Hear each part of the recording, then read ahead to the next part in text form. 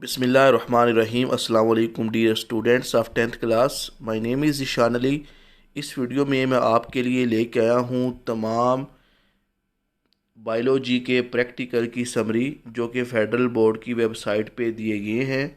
ये जो पहले 5 प्रैक्टिकल हैं जिसमें से 6 नंबर का पेपर आना है, इन सारों की जो मेन क्रक्स है, जो मेन पॉइंट्स हैं, मैं वो आपको शॉर्टली बता दूंगा।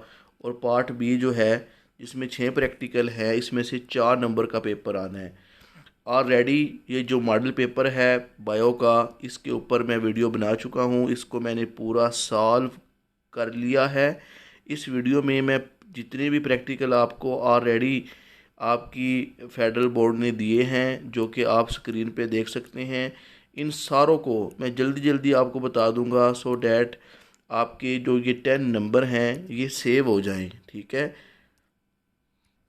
आपका एक एक नंबर इम्पोर्टेंट है, क्योंकि अगर आपने अपना कैरियर बायो के अंदर बनाना है और आप मेडिकल साइंसेस की तरफ जाना चाहते हैं, तो 10th क्लास के मार्क्स जो हैं वो हमेशा आपके कैरियर में एक अहम रोल अदा करते हैं। ठीक है, ये सामने स्क्रीन में आप देख सकते हैं जितने भी प्रैक्टिकल्स हैं उनको मैंने एक नोट्स की शक्ल में बना लिया है।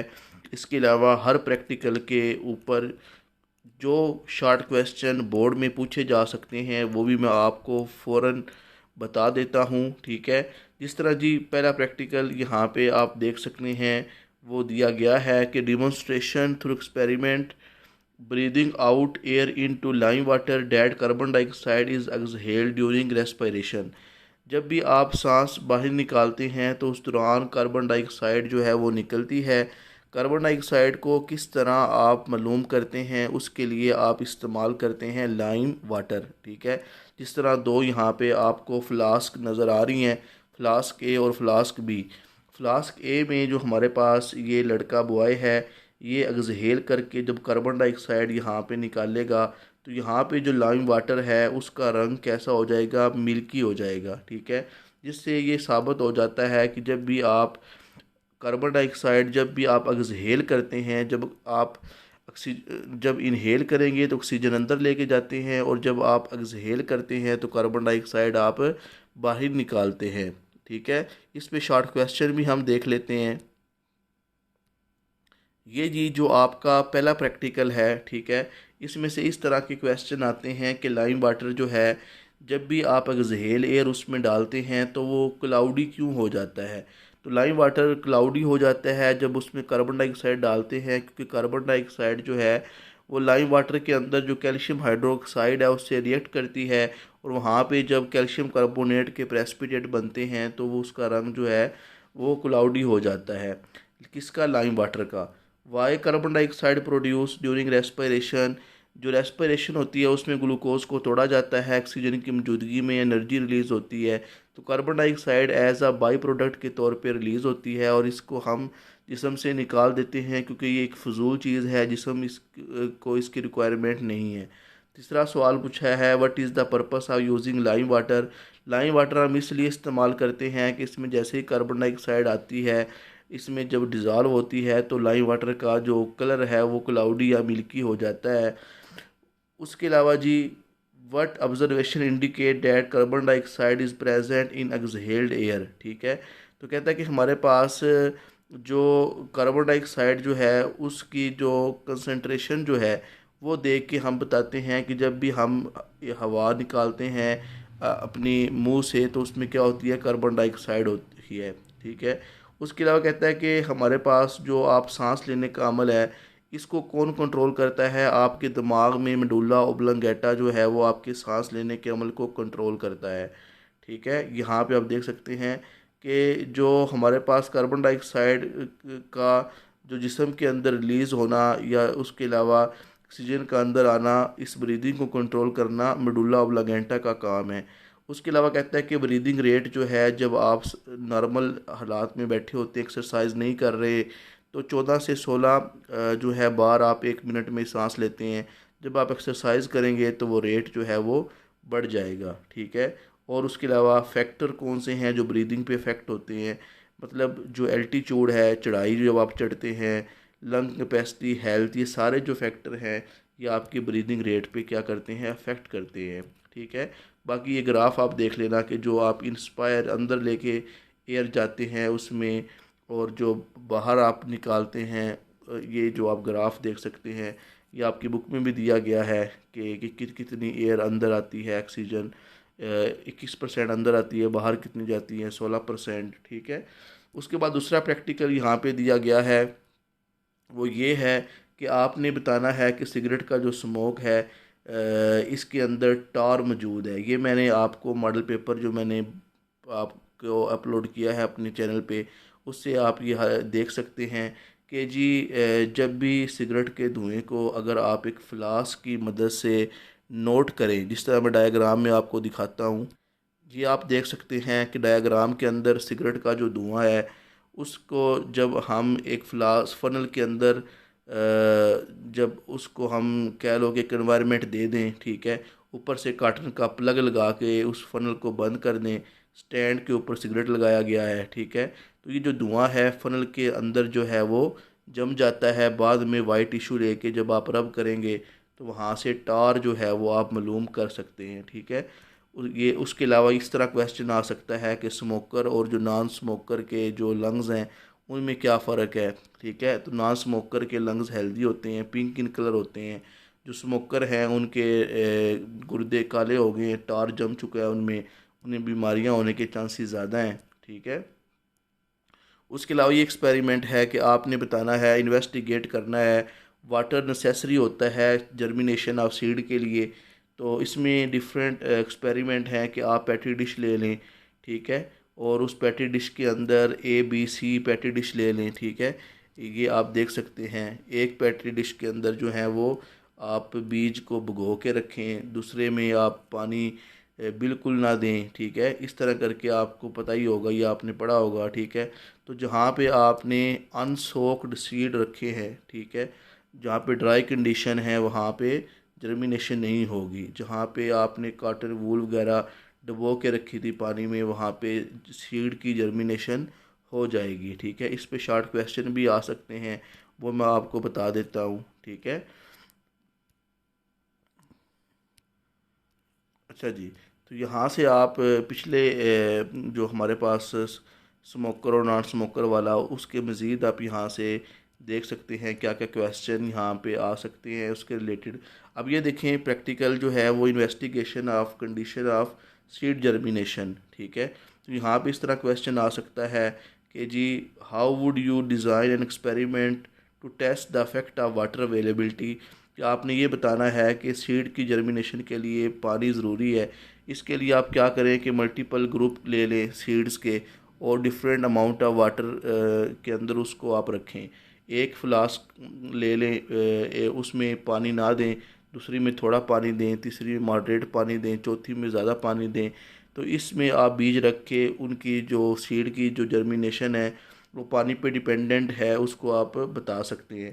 क्लोरोफिल क्या होता है, ये आपके पत्ते जो ग्रीन नज़र आते हैं ये क्लोरोफिल की वजह से नज़र आते हैं। ठीक है, टेम्परेचर का भी इफ़ेक्ट होता है जर्मिनेशन पे, अगर टेम्परेचर सूटेबल होगा तो जर्मिनेशन होगी, लो टेम्परेचर पे या ऐसा टेम्परेचर जो बहुत ज़्यादा हाई है उस पर जर्मिनेशन नहीं होती। ठीक है, जर्मिनेशन के लिए जो सनलाइट है ये भी एक अहम रोल अदा करती है। 25 सेंटीग्रेड पे जर्मिनेशन तेज़ होती है। ठीक है, तो इस तरह करके आप देख सकते हैं। चौथा प्रैक्टिकल यहाँ पे दिया गया है, recording the height of the class fellow to predict which kind of variation is it and presentation the data class fellow in the graphical form. तो ये मैं आपको पिक्चर में दिखा देता हूँ, ये जी पिक्चर है। ठीक है, तो आपने बताना है कि हमारे पास दो तरह की वेरिएशंस होती हैं, एक होती है जी कंटिन्यूस वेरिएशन, एक होती हैं डिसकंटिन्यूस वेरिएशन। कंटिन्यूस वेरिएशन वो होती हैं जो मुसलसल चेंज होती रहें, जिस तरह एक ही जो एनवायरनमेंट है उसके अंदर जो कंटिन्यूस वेरिएशन है, ठीक है, उसके लिए जो हम ग्राफ बनाते हैं, ये जो आपको नज़र आ रहा है, ठीक है, पिक्चर के अंदर, इसको ग्राफ को हम कहते हैं हिस्टोग्राम। ये पेपर में आ सकता है कि हिस्टोग्राम जो है वो कंटिन्यूस वेरिएशन के लिए होता है, और जो ये आप ग्राफ देख सकते हैं यहाँ पे, ये डिसकंटिन्यूस वेरिएशन के लिए होता है। हाइट क्या है, एक कंटिन्यूस वेरिएशन है, मतलब किसी भी एक माहौल में या एक स्कूल में एक क्लास के अंदर हाइट जो है तमाम बच्चों की सेम नहीं होती, वो तब्दील होती रहती है। इसी तरह अगर देखें तो कलर जो होता है स्किन का, वो भी एक कंटिन्यूस वेरिएशन की एक एग्जांपल है। और जो टंग रोलर होते हैं, कुछ लोग बच्चे अपनी ज़ुबान को रोल कर लेते हैं, कुछ अपनी ज़ुबान को रोल नहीं कर सकते।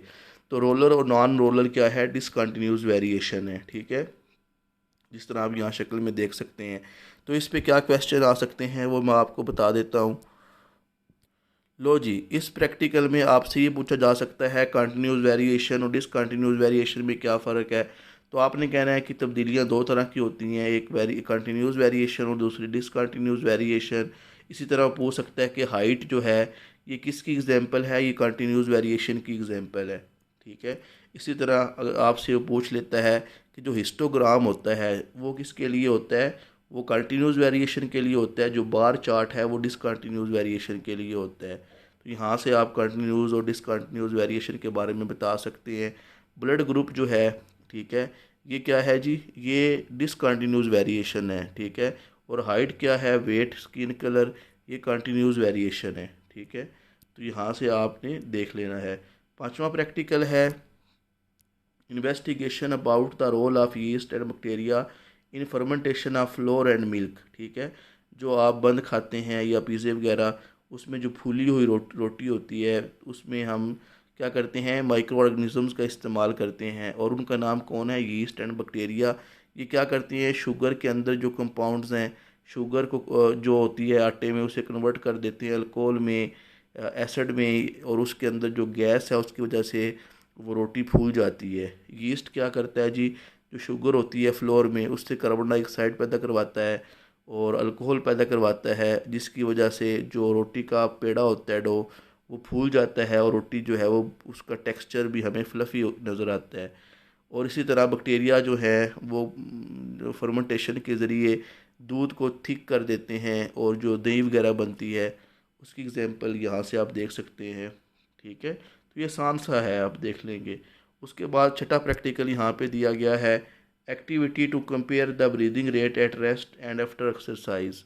ये बिल्कुल सिंपल सा है कि आप रेस्ट की हालत में आपका जो ब्रीदिंग रेट है वो 14 से 16 बार आप 1 मिनट में सांस लेते हैं, लेकिन जैसे ही अगर आप एक्सरसाइज करेंगे ब्रीदिंग रेट जो है वो बढ़ जाएगा, क्योंकि ऑक्सीजन की डिमांड बढ़ जाती है, ठीक है। ये आप देख सकते हैं कि इनहेलेशन में कौन कौन सी ऑक्सीजन अंदर जाती है और एक्सहेलेशन में क्या सीन चल रहा होता है। सातवां प्रैक्टिकल है examination of the structure of kidney. Kidney आपने देखनी है, ठीक है। आपने अगर अपनी 10th क्लास में से जो किडनी है उसके बारे में पढ़ जाएं तो काफ़ी चीज़ें यहाँ से आप क्लियर कर सकते हैं। तो रीनल पेल्वस क्या होता है, रीनल पेल्वस जो है यहाँ पे यूरिन इकट्ठा होता है, ठीक है, और यहाँ से फिर ब्लैडर में चला जाता है। जो किडनी है इसका फंक्शन यूनिट क्या है, नेफ्रॉन है। बोमेन कैप्सूल का आपको पता है यहाँ पे नज़र आ रहा होता है, नेफ्रॉन का पार्ट है। कलेक्टिंग डक्ट जो है ये वाई पार्ट है, ठीक है।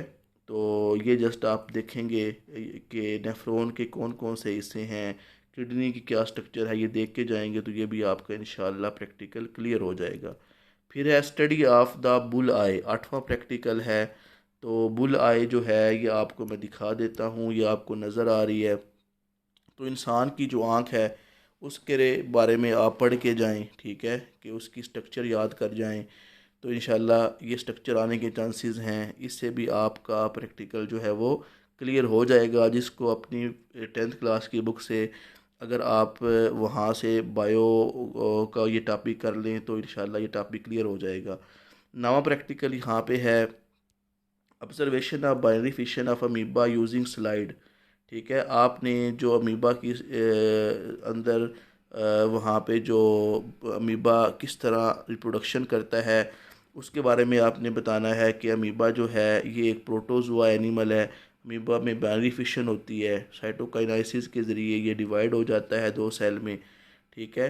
और बाइनरी फिशन जो है ये आप देख सकते हैं कि एक सेल इसमें इस दो में डिवाइड हो जाता है, और बाइनरी फिशन के दौरान माइटोसिस होती है, मियोसिस नहीं होती, ठीक है। तो इसी तरह हमारे पास 10वां प्रैक्टिकल यहाँ पे है ऑब्जर्वेशन ऑफ बर्डिंग इन यीस्ट। तो ये जो आपका रिप्रोडक्शन वाला चैप्टर है 10th क्लास का, वो अगर आप उसमें से मोटे मोटे पॉइंट्स देख जाएँ तो ये प्रैक्टिकल भी आपका हो जाएगा। जो यीस्ट है इसका साइंटिफिक नाम सैक्रोमाइसिस सेरेविसी है, ठीक है। तो यीस्ट जो है ये एक फंगस है और ये बडिंग के ज़रिए क्या करती है, एक सेक्सुअल रिप्रोडक्शन के ज़रिए इसकी जो जिस्म है इसके अंदर एक आउट ग्रोथ बनती है जिसको बड कहते हैं, और वो बड बाद में सेपरेट होकर नई यीस्ट बना देती है। तो ये आसान सा प्रोसेस है, ठीक है। 11 प्रैक्टिकल जो है वो यहाँ पे दिया गया है कि आपने जो मस्टर्ड प्लांट होता है ये वाला सरसों का पौधा, उसका फ्लावर बताना है कि और आपने ग्राम जो सीड है और मेज़ ग्रेन इसका कंपैरिजन करना है। ग्राम चने को कहते हैं, मेज़ मकई को कहते हैं।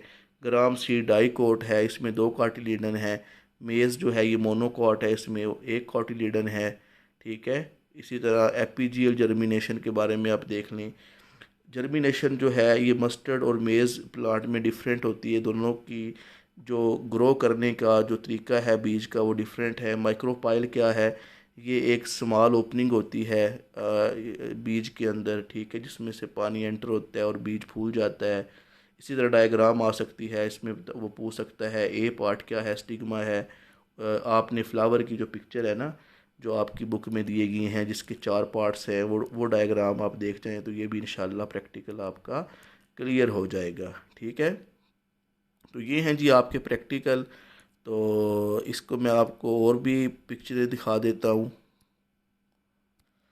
तो मेहनत करें जी, ठीक है। 10 नंबर हैं, 9th क्लास में आपके 10 नंबर थे, 10th में भी आपके पास ये 10 नंबर हैं, ये आपने सेव करने हैं। इस स्क्रीन को रोक के आप देख सकते हैं, मोटे मोटे पॉइंट्स आप करके जाएं, ठीक है। हिम्मत ना हारें, दे मार 4.5 मिनट करें, अपने टाइम एनर्जी और फोकस को मैनेज करें, ठीक है। तो आखिरी प्रैक्टिकल है मेरे ख्याल में आप लोगों का। तो बेस्ट ऑफ लक, अल्लाह आप सबको कामयाब करे। चैनल को सब्सक्राइब करें, कमेंट करें, ठीक है, लाइक करें, शेयर करें, ठीक है। जुड़े रहें इस चैनल के साथ, इंशाल्लाह आपको मोटिवेशन मिलेगी। मज़ीद आपका जो फ्यूचर में जो आप करेंगे, कैरियर जो आप चूज़ करने जा रहे हैं, और जो आपके पर्सनल इशू हैं, कोई चैलेंज है मेंटल, आप कोई भी क्वेश्चन कमेंट्स में पूछ सकते हैं, ठीक है। अल्लाह हाफिज़।